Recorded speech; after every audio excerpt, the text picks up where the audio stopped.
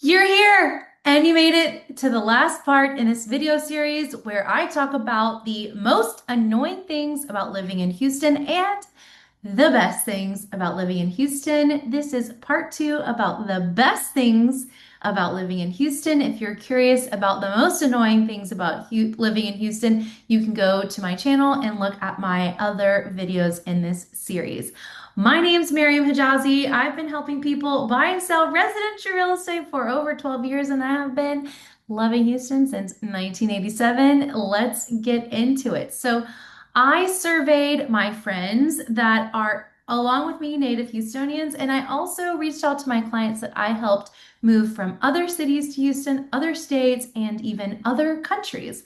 And I asked them about their feedback, about what are their favorite things about living here in Houston, and here is the rest of it. So, number one is good schools. I heard this from multiple people.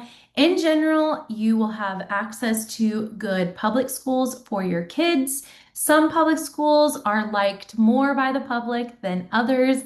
As a parent, you really have to decide what you prefer for your children, and no one can make that decision but you. And if you don't like the public school that you are zoned to, chances are there is probably a great private school pretty close to you. There's lots of private schools on the west side of town, up in Tomball, Cypress, also the Woodlands, but there are great private schools in the villages and in the Loop. We even have an international school. We have Audi International. We also have our fair share of universities. We have U of H. We have Rice University. It's our Texas version of Ivy League. I know that there is some debate on whether or not it's Ivy League or not. Whatever, I didn't go to Rice University, but I have lots of friends who did. We also have a law school, and of course, we have the Texas Medical Center, and we have lots of medical residents have their residency assignments here in Houston at the Med Center. Which brings us to our next point. The largest medical center in the world is right here in Houston. It also creates a lot of jobs and a lot of supportive industries here in Houston. There are people that travel here for treatment, not just cancer treatment, but other treatments. And then, of course, there is a huge medical profession population here. And native Houstonians or people that have chosen to make Houston their home don't have to fly out of state or out of country for some of the best medical care in the world. Parks and bayou trails was referenced. Memorial Park, I did a walkthrough video of Memorial Park, and I very frequently reference this 1,500-acre oasis in the middle of Houston in many of my videos. Memorial Park is gorgeous, amazing, magical. It's really beautiful. They're always constantly improving it. I am active at the Memorial Park Conservancy as well. If you are an outdoors person, as previously referenced, there is not a ton of natural beauty here in Houston, but Memorial Park is the closest to like a hike that you're going to be able to get. And then we also are called the Bayou City. I'm sure you've heard this nickname in your research, but we're called the Bayou City because we have these very large drainage canals. They're not really rivers. They're not ditches. They're not like man-made canals. They're called bayous here. And we have Buffalo Bayou that runs through the center of town. And there are some trails, especially within the loop. There are great Buffalo Bayou hiking and biking. We should really change the word hiking to walking trails. So you can walk up and down Buffalo Bayou and you can bike as well. I've walked these trails. They're gorgeous. And they are a great part about living in the Loop or by the Med Center. There's also Herman Park by the Med Center / the Museum District, which brings us to our next point, world-class museums and cultures. We have the Houston Symphony, we have the Houston Ballet, we have the Alley Theater, we have the Wortham Center. So we have a great art scene, and we also have amazing museums. We have the Museum of Natural Science, which has an incredible paleontology exhibit that opened about 10 years ago, but there's huge dinosaurs that you can get very close. It's great for large groups. It's also great for like even a date night or to take the kids on the weekend or on like a late museum night during the summer. We have they have a butterfly center at the Museum of Natural Science. It's at least 5 stories tall, and it's kind of like this glass pyramid. And there's like a walkway all through it, and there's beautiful tropical plants and butterflies, and there's lots of different butterflies, and there's like little plaques everywhere. It teaches you about the different species, and sometimes, well, not sometimes, usually when you're in there, the butterflies will land on you. They have an IMAX and a planetarium. And again, this is all at the Museum of Natural Science. There's also the Museum of Fine Arts right across from the Science Museum. And you could spend all day. I think even if you spent all day here, you would not be able to read all of the plaques. If you wanted to read everything, I think you probably would need 3 full days. If you don't read everything, you can probably get through in 5 hours if you see everything. But there's like a classical wing and there's a modern wing, and they have different exhibits and they have some statues. And I know it's not New York, and I know that people that are watching this video that are not from Houston are probably chuckling to themselves saying like, oh, Houston this, Houston that, whatever. But we do have great museums, and come see for yourself. And if you don't like it, I get it, but I hear quite often that we have a great art and culture scene from people that are not from Houston. Um, Laid back culture was referenced in my survey. One of the people I asked, they said that they really appreciated that you can go most places in Houston dressed pretty casually. You can probably wear athleisure to a lot of places. If you're going to a fancy restaurant, then of course you're going to dress up. I'm a pretty dressy person by nature, so I'm usually like above average dressiness level, but sometimes, I just need to throw on something and go to the grocery store. But generally, like for women, there are not a ton of high heels. There are lots of ladies in high heels, but I really don't wear heels often, and I am perfectly fine in any of the nicest restaurants in a pair of flats. So generally, you can be very dressy in Houston, or you could choose to be more casual, and you will be really received well in most Houston establishments. Now, there are a couple restaurants with dress codes, but I've been other places and I've been told that I haven't met their dress code. And for a person that's very dressy, I was highly offended. And I definitely remember. And so I've never experienced that here in Houston. And again, this kind of echoes the friendliness I referenced in my first part of the good things about Houston. So you're really not going to have an issue going to most places dressed pretty casually. And then last is innovation and a can-do attitude. And what this means is Houston has been at the forefront for a lot of things over the years.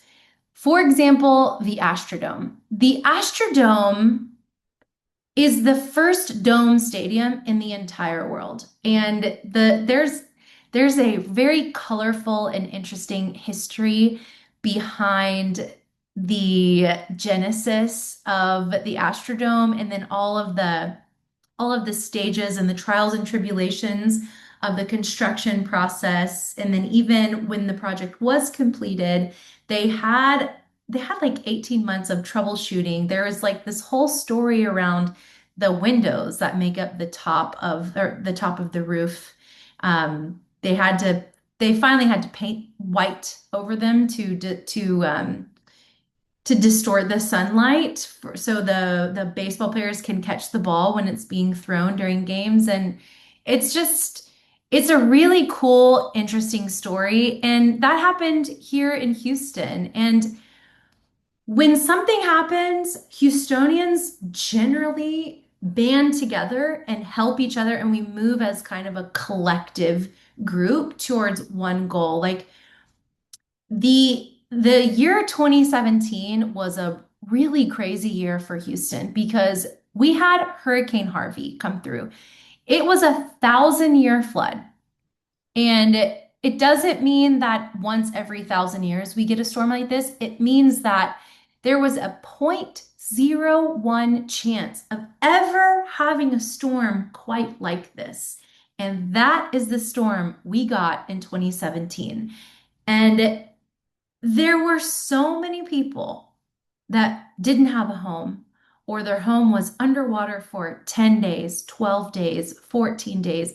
There were some people that the water got so high to escape, they had to crawl into their attics until the water subsided and they could be rescued on a boat.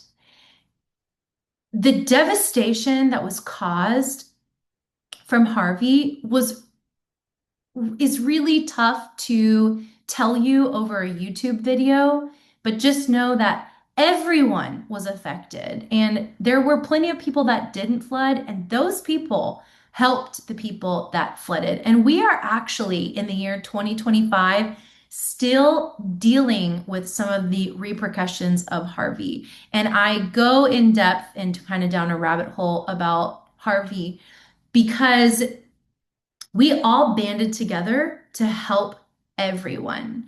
And in the fall of 2017, I don't know if you recall, but the Houston Astros won the freaking World Series the same year, just a couple months after the aftermath of Harvey. And I cannot tell you what that meant to Houston and to Houstonians. And those people that lost everything in Harvey to get a win by the Houston Astros, I mean, like, oh my gosh, wow, like it was such an incredible energy here in Houston in 2017. It like the pendulum just like swung, like it was horrible during Harvey. And then like we had this amazing victory, the Astros winning the World Series, and the spirit uplift that it did for the Houstonians was immeasurable. It was exactly what Houston needed. And I understand that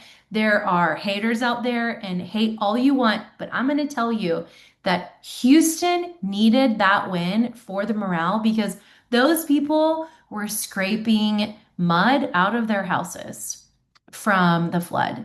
Those people were pulling ruined, wet couches and mattresses and their whole family photo albums out of their houses. One person that lost their house in the flood, I remember, told me, I wish my house had burned down because then I could just scrape it off the earth and start new. But no, it partially flooded 4 feet, and now I have to do the entire thing. And not only do I have to redo the inside, I also have to worry about mold now. And to reference this like innovation and can-do attitude, when something happens in Houston, Houstonians band together and you have a community and you have a support system. And I love that the Cajun Navy comes over from Louisiana and they come help us, and vice versa. When Katrina and Rita came through in 2006, 2008, 2010 in Louisiana and totally decimated New Orleans and southern Louisiana, the Houstonians were driving down over I-10 over there immediately to help our Cajun brothers over there.